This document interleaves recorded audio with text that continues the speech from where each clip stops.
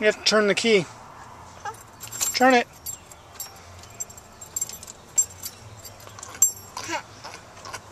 I think this is dangerous. I shouldn't show her this. So I'm not going to. There. The Cadillac dealers, local underwriting is provided by Zynga.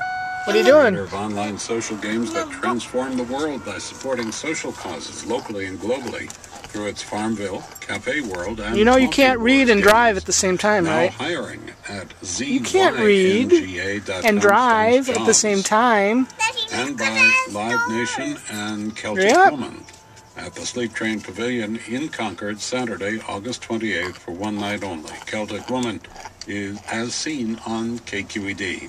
Tickets available now at livenation.com or the Sleep Train Pavilion box office.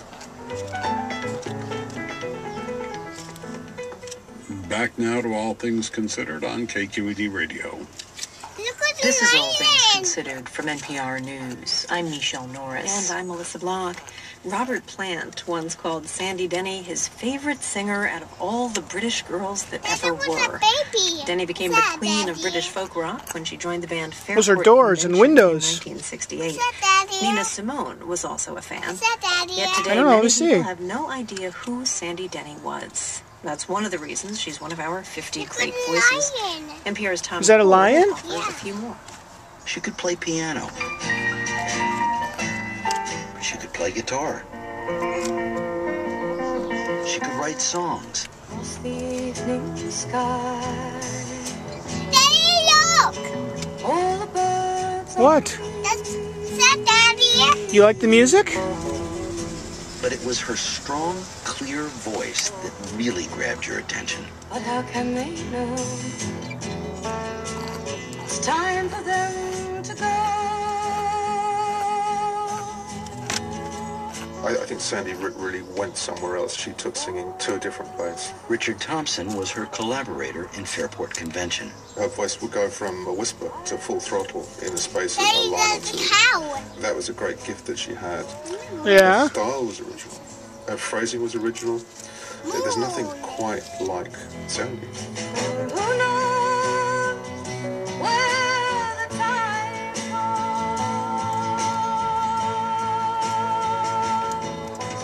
Who knows where the time? You're not supposed to open it like that. Are you driving? Are you going to drive? Behind the voice was complex and contradictory. Chloe! A remarkably gifted musician What are you doing? from an early age who was painfully Oh, you're reading a book? insecure and paralyzed by career decisions. At the same time, she could walk into a room and dominate it. You can hear that confidence in a 1972 BBC interview as she remembered her first foray into public performance while at art college. Just down the road, there was a little barge on the river called the Barge Folk Club, and I used to go down there. And I thought, well, I can sing as well as these, you know, when I heard these people singing. She made her BBC debut when she was 19. How often haunting the highest hilltop, I scan the ocean, I sail to sea.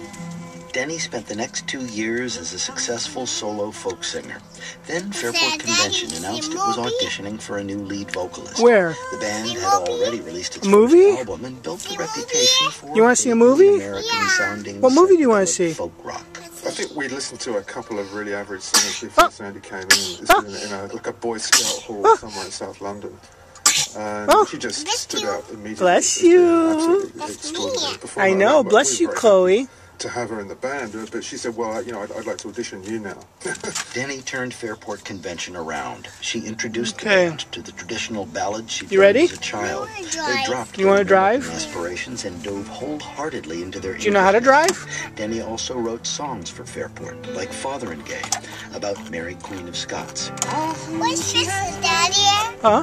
Where's Spencer? Where's Spencer? He left. And watch the daylight Sasha left. Yeah, Sasha left too. with no one Walking left. here. Joaquin left. Who else left? Richard Thompson says Denny became became the characters in her songs. Sandy had a way of really living a song, and I think she was able to do that because she had a very acute imagination.